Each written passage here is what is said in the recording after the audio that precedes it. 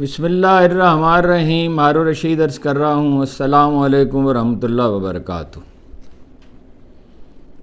عمران خان نے معافی مانگنے سے انکار کر دیا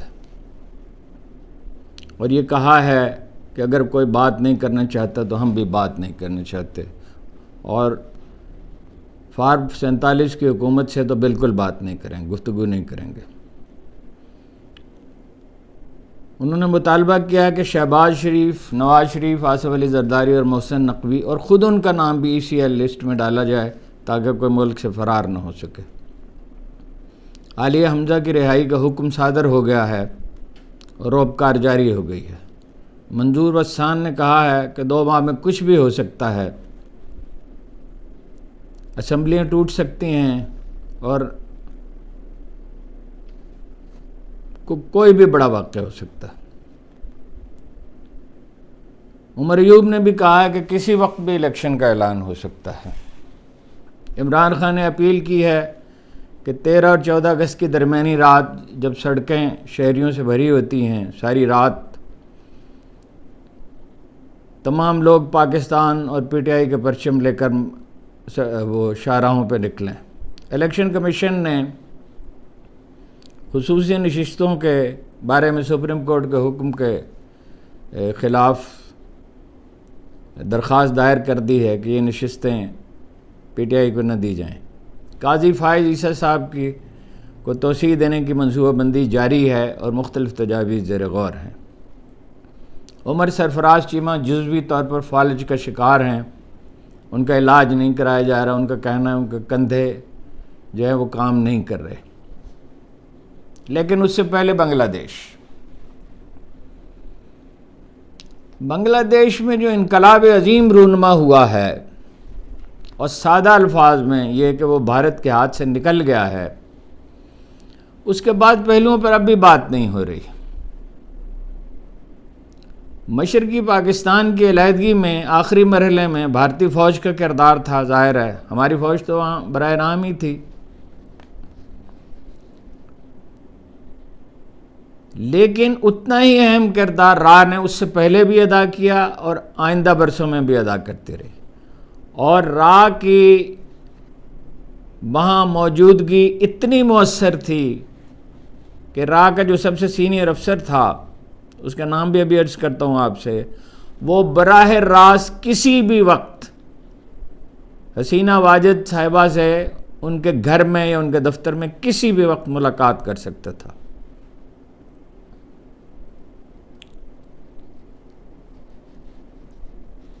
7 جنوری 2024 کے الیکشن میں جب وہ تیسری بار جیتی تو اس کی منصوبہ بندی را نے کی تھی. امیدواروں کے انتخاب میں بھی ان کا عمل دخل تھا. دھاندلی کی منصوبہ بندی میں بھی وہ شریک تھے اور بڑے پیمانے پر شریک تھے. حتیٰ کہ اپوزیشن کے نمائشی اپوزیشن کے بعض لوگوں کا انتخاب بھی انہوں نے کیا. اسی لیے بنگلہ دیش نیشنل پارٹی نے، خالدہ ضیاء کی پارٹی نے اور دوسری جماعتوں نے بائیکاٹ کیا الیکشن کا. پاکستان نے اس طرح بنگلہ دیش کی بالواسطہ طور پر پاکستانی حکومت نے مدد کی کہ وہ یکسر لا تعلق ہو گئی، ورنہ کم از کم یہ تو کر سکتی تھی کہ وہاں سے معلومات جمع کرتی، جو کوئی کام ہی نہیں ہے بڑا ISI کے لیے، اور یہ انفارمیشن لیک کی جاتی نیشنل میڈیا کو اور انٹرنیشنل میڈیا کو اور بنگالی عوام تک پہنچتی.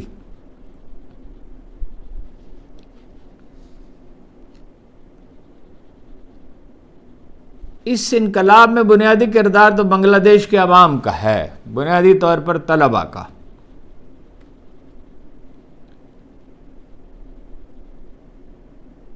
لیکن اپوزیشن کو کچلنے میں اور عوامی لیگ کی مدد کرنے میں را کا بڑا اہم کردار تھا.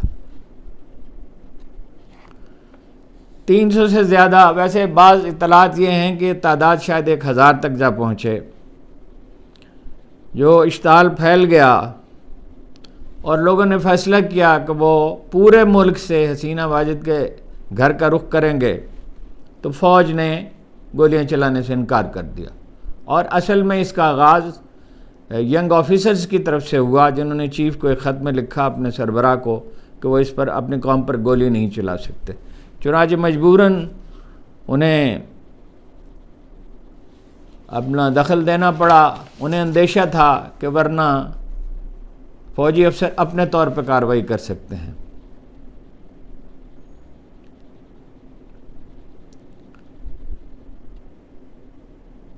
بنگلہ دیشی عوام پر جو ظلم ہوا اور بہت سے لوگ لاپتہ ہوئے، اغوا کیے گئے، اس میں راہ کا کردار تھا، ان کے فہرستیں بنانے میں، منصوبہ بندی کرنے میں۔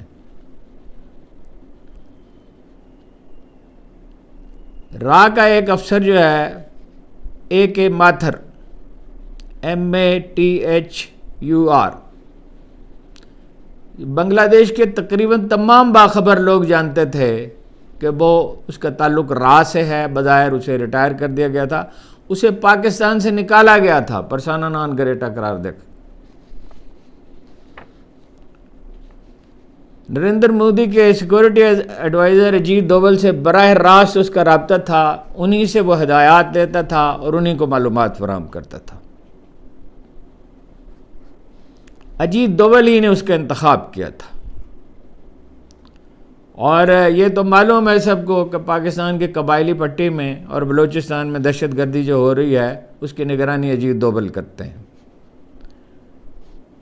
7 جنوری 2024 کے الیکشن سے قبل جب امریکیوں نے ملک میں شفاف الیکشن پر زور دیا، جیسے ابھی ایوان نمائندگان نے پاکستان میں الیکشن میں دھاندلی پر کی تحقیقات پر کا مطالبہ کیا ہے، تو A.K. ماتھر جو ہے وہ بھاگم بھاگ حسینہ واجد کے پاس پہنچا، اسے مشورے دیے کہ کس طرح امریکیوں کو ٹالا جا سکتا ہے۔ امریکیوں کا مسئلہ یہ تھا کہ چین بنگلہ دیش میں اس کی سرگرمیاں بڑھ گئی تھیں، ترقیاتی منصوبوں پہ بہت سرمایہ انہوں نے صرف کیا۔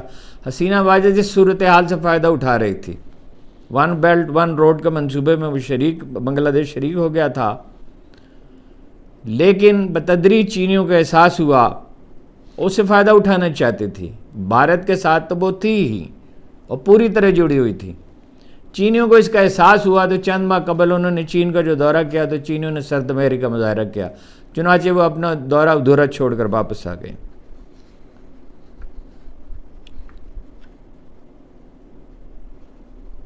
امریکیوں کا انٹرسٹ کیا تھا؟ امریکی چین کے گرد گھیرا ڈالنے کے لیے، جہاں اور بہت سے ان کے منصوبے ہیں، جنوبی سمندروں میں موجود ہیں، آسٹریلیا سے معاہدہ ہے، برطانیہ سے معاہدہ ہے، جاپان سے معاہدہ ہے، برطانیہ سے معاہدہ ہے، بنگلہ دیش کو وہ استعمال کرنا چاہتے تھے، اور وہ چاہتے تھے کہ ان کا بھی عمل دخل ہو، صرف بھارت کی گرفت میں نہ رہے۔ لیکن آخر کار وہ دن آ گیا، بھارتی انہیں ٹالتے رہے کہ حسینہ واجد کو ملک سے فرار ہونا پڑا۔ ہیلی کاپٹر پر سوار ہو کر وہ سیدھی نواحِ دلی میں نہیں پہنچی، بلکہ سرحد پار پہنچی، اور وہاں سے پھر بھارتی یعنی جہاز جو ہے وہ فوجی اڈے پہ انہیں لے گیا، نواحِ دہلی میں 30 کلومیٹر کے فاصلے پر۔ بنگالی عوام کی ناراضگی کے خوف سے انڈیا انہیں پناہ دینا، مستقل طور پہ پناہ دینے پر آمادہ نہیں ہے، برطانیہ بھی آمادہ نہیں ہے، امریکہ نے ویزا منسوخ کر دیا ہے۔ ان کی حالت شہنشاہ ایران کی سی ہے۔ فیبری 1979 میں جب خمینی اترے تھے اور اس سے پہلے وہ فرار ہو گئے تھے اور کوئی ملک انہیں پناہ دینے کے لیے تیار نہیں تھا۔ بعض اطلاعات یہ ہیں کہ دبئی سے کہا جا رہا ہے کہ انہیں وہاں پناہ دے، لاکھوں بھارتی وہاں کام کرتے ہیں اور دبئی کا انٹرسٹ ہے، اور زیر زمین سمندر کے نیچے سے وہ ریل گاڑی گزارنا چاہتے ہیں، وہاں انویسٹمنٹ ہے ان کے انڈیا کی، اربوں کی انڈیا میں انویسٹمنٹ ہے، تو ممکن ہے یہ تجویز قبول کر لی جائے۔ عالیہ حمزہ کو میں نے عرض کیا کہ رہا کر دیا گیا ہے، رہائی کا حکم دے دیا گیا ہے، روبکار جاری کر دی گئی۔ عمران خان نے اخبار نویسوں سے بہت اہم گفتگو کی ہے، اپنے موقف پر وہ ڈٹ گئے ہیں کہ 9 مئی پر وہ معافی نہیں مانگیں گے۔ مفاہمت کے لیے آمادگی ظاہر کی ہے انہوں نے، مگر یہ کہا ہے کہ 9 مئی کے میں اگر ان کی پارٹی کے کوئی لوگ قصوروار ہیں تو انہیں پارٹی سے نکال دیں گے، مگر لیکن اگر کوئی بات نہیں کرنا چاہتا تو وہ بھی بات نہیں کریں گے۔ اس لیے مذاکرات تعطل کا شکار ہو گئے ہیں، جو بالواسطہ مذاکرات ہو رہے تھے۔ سرکاری اخبار نویسوں نے، جو لوگ ہدایات لے کر پروپیگنڈا کر رہے ہیں، انہوں نے یہ تاثر دینے کی کوشش کی تھی، اب بھی کوشش کر رہے ہیں کہ عمران خان جھک گئے ہیں، مگر عمران خان کی آج کی گفتگو کے بعد یہ بات واضح ہو گئی کہ یہ محض پروپیگنڈا ہے، اس کا کوئی سوال ہی پیدا نہیں ہوتا۔ اب دوسری لائن ان کی یہ ہے سرکاری اخبار نویسوں کی کہ عمران خان شیخ مجیب الرحمان کو ہیرو کے طور پہ پیش کر رہے تھے، لیکن عمران خان کا کہنا ہے کہ انہوں نے تو شیخ مجیب الرحمان کے بارے میں صرف وہی بات کہی جو حمود الرحمان کمیشن کی رپورٹ میں لکھی ہوئی ہے۔ اس کے ساتھ ہی سرکاری اخبار نویسوں کا یہ پروپیگنڈا بھی جاری ہے اور جاری رہے گا کہ عمران خان اگر آ گئے تو مخالفین پر عرصہ حیات تنگ کر دیں گے، اسٹیبلشمنٹ کے لیے بھی مسائل پیدا کریں گے اور اپوزیشن کے لیے بھی مسائل پیدا کریں گے۔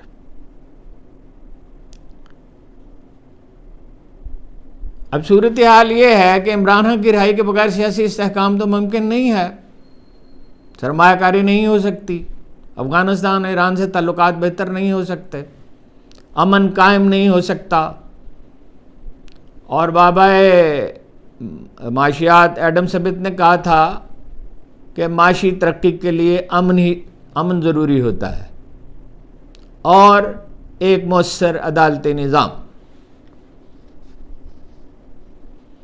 عمران خان کی رہائی، عمران خان پہ جو کیسز ہیں، سائفر عدت کیس، 190 ملین پاؤنڈ کیس، وہ القادر یونیورسٹی 9 مئی کا، اس میں عدالتوں میں بعض میں ان کی ضمانت ہو چکی، بعض میں ہو جائے گی، اس میں ان کے مخالفین کی کامیابی کا امکان بہت کم ہے، لہٰذا اب ایک بھرپور نفسیاتی جنگ لڑی جائے گی، اور یہ انہی اخبار نویسوں کے بل پہ، اور میڈیا خاموش ہے جیسے بنگلہ دیش میں خاموش تھا۔ جسٹس منصور علی شاہ کا راستہ روکنے کی کوشش کی جا رہی ہے، اور قانون دانوں کی اکثریت یہ سمجھتی ہے کہ سپریم کورٹ اس قانون کو مسترد کر دے گی جو ابھی منظور ہوا ہے، جس کے تحت قاضی صاحب کو ایکسٹینشن دینے کی کوشش کی جائے گی۔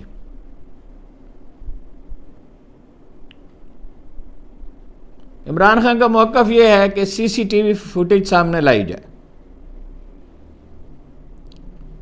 اور یہ مطالبہ انہوں نے کیا ہے کہ نواز شریف، شہباز شریف، آصف علی زرداری اور محسن نقوی کو سمیت ان کے نام ECL میں ڈالے جائیں، اور خود ان کا نام بھی، عمران خان کا بھی ڈالا جائے، تاکہ لوگ ملک سے فرار نہ ہو سکیں۔ اخبار نویسوں سے گفتگو کرتے ہوئے انہوں نے کہا کہ ہم سے کہا جاتا ہے کہ 9 مئی پہ معافی مانگی جائے، میرا جواب یہ ہے کہ معافی ہم سے مانگی جائے۔ مجھے 9 مئی کو رینجرز نے اسلام آباد ہائی کورٹ سے گرفتار کیا، مجھے اور کارکنوں کو اور وکلاء کو دھکے دیے گئے، ڈنڈے برسائے گئے۔ میرا سوال یہ ہے کہ آپ کی عزت ہے تو کیا ہماری عزت نہیں ہے؟ میں نے اپنی پوری زندگی پاکستان کو دی، ملک کا سب سے بڑا خیراتی ادارہ میں چلا رہا ہوں، میں عوام کا منتخب وزیر اعظم ہوں، ہماری عزت بھی آپ جتنی ہے۔ انہوں نے کہا کہ سبابی کے جلسے نے ثابت کر دیا کہ عوام نے ان کے خلاف تمام پروپیگنڈا مسترد کر دیا ہے۔ بنگلہ دیش میں کہا کہ بنگلہ دیش میں فوج نے عوام پر گولی چلانے سے انکار کر دیا، ہماری اسٹیبلشمنٹ شکست خوردہ جماعتوں کے ساتھ PTI کے خلاف کھڑی ہے، حالانکہ پوری قوم PTI کو سپورٹ کر رہی ہے۔ کہا کہ CCTV فوٹیج سے اگر ہمارا جرم ثابت ہو جائے تو میں نکال دوں گا اپنی پارٹی سے ان لوگوں کو جو اس کے ذمہ دار ہوں گے۔ یہ بھی کہا کہ آئین ہمیں اس کی اجازت دیتا ہے کہ ہم چھاونیوں میں اور جی ایچ کیو کے سامنے پرامن مظاہرہ کریں۔ شیخ مجیب الرحمان کے مجسمے توڑنے کے بارے میں ایک سوال کے جواب میں انہوں نے کہا، میں نے تو وہی بات کہی جو میں دہرا چکا ہوں، جو حمود الرحمان کمیشن رپورٹ میں کہی گئی، میں بیان کی گئی ہے۔ فارم 47 والی حکومت سے بات نہیں کریں گے۔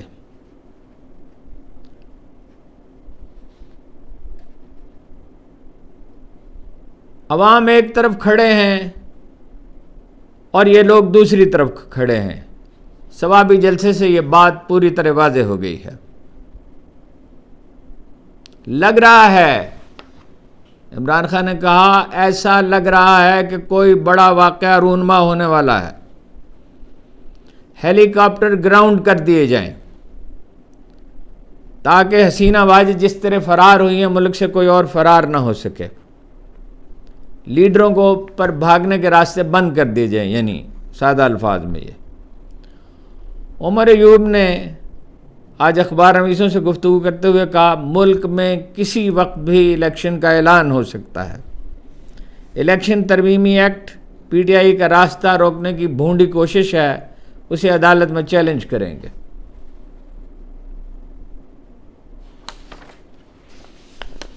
میں نے عرض کیا کہ عمر سرفراز چیمہ جو ہے ان کی حالت بہت خراب ہے،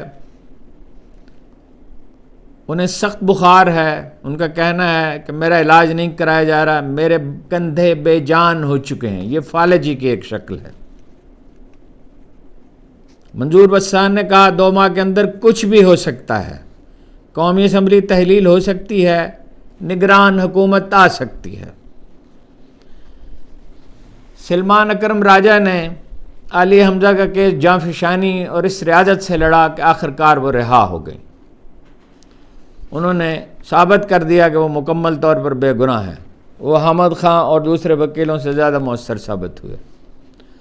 مشاہد حسین سید نے انکشاف کیا ہے کہ ہندوستانی پائلٹ ابھینندن کو چھڑانے کے لیے امریکی وزیر خارجہ مائک پومپیو نے جنرل باجوہ کو فون کیا تھا۔ چنانچہ واضح ہوا کہ یہ عمران خان کا فیصلہ نہیں تھا، جنرل باجوہ کا فیصلہ تھا۔